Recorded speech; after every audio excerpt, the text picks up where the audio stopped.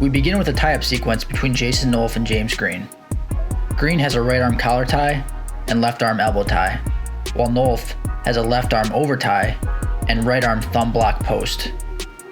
As Green pressures forward, Nolf removes his right arm post and transitions to a heavy collar tie, while simultaneously initiating a level change and powering up his back leg. As Nolf's left knee hits the mat, you can see how Nolf has effectively broken his opponent's posture and taken him out of strong positioning by pulling down on the head during the level change. From here, Nolf grabs the opponent's left ankle with his left hand. Green manages to break free from the collar tie and regain his height. To finish, Nolf transitions to a single leg, builds up to both feet, and works his way up the body to secure the takedown. Today's concept is dynamic hand fighting. Two adjectives that describe effective hand fighting are dynamic and purposeful, as opposed to hand fighting that is static or aimless. It's important to point out that there is not one right way to hand fight. Due to a number of variables and the overall open-endedness of the hand fighting game, there are various approaches that can be successful. The key is to find the approach that matches your style of wrestling. We call it hand fighting, but hand fighting is not just about the hands. Overall body positioning, movement, and weight distribution for both yourself and your opponent are also crucial factors that go into hand fighting. Understand that effective hand fighting can have positive ripple effects. Hand fighting that leads to a strong setup will increase the likelihood of breaking through your opponent's defenses and obtaining stronger positioning. This strong positioning will then make finishing a given attack easier. So I'm going to back the clip up a little bit to get a full sense of the hand fighting sequence here. So initially, you can see here both guys are going to have a regular collar tie. Nolf has a right hand collar tie, Green has a right hand collar tie. Nolf is going to bail on this and grab a tie that he does a lot, which is an over tie with his left hand. Green's going to maintain that collar tie with his right. So both guys are going to be comfortable with these ties. The battle then becomes what happens on the other side. So Nolf's right side, Green's left side.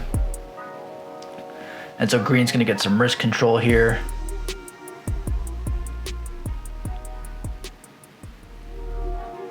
Looks like he possibly shoots for an underhook. So he's rolling the wrist down.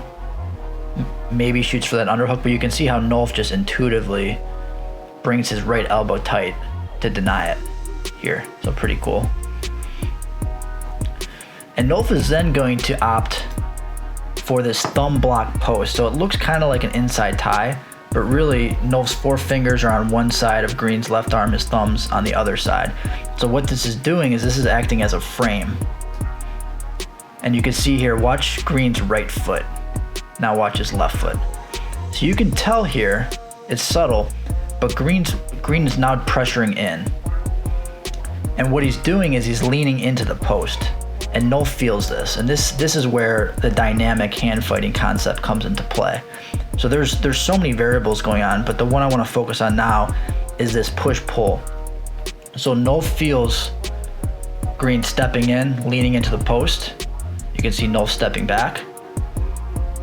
And Nolf's going to use this forward pressure against Green.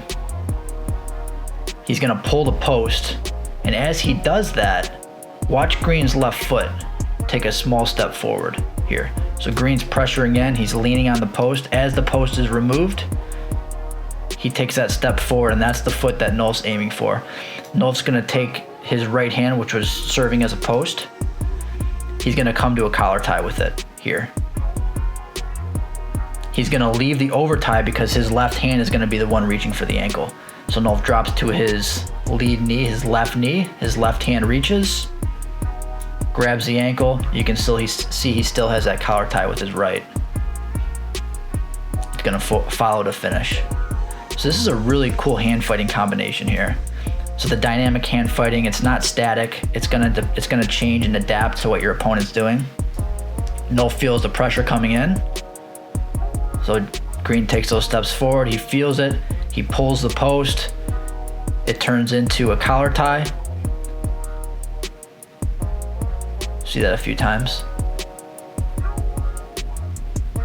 Nolf gets into a stagger stance, brings his right foot behind to power up, drops to his lead knee, grabs the ankle, maintains the collar tie. Eventually Green's going to pop out of it, but by this time Nolf already has really good control of the leg and is going to get the finish. We'll play the clip twice more, once at 50% and once at full speed. As you watch again, really pay attention to the hand fighting battle between Nolf's right hand and Green's left hand. Nolf's ability to win inside positioning with his right hand allows him to more easily transition to the collar tie while performing the cross ankle pick technique.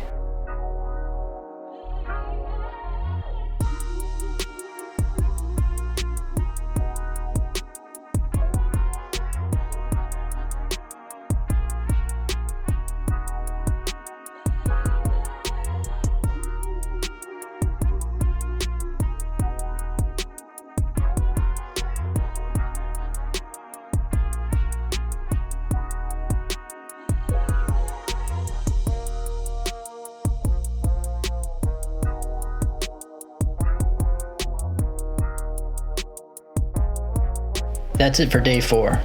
Thanks for watching.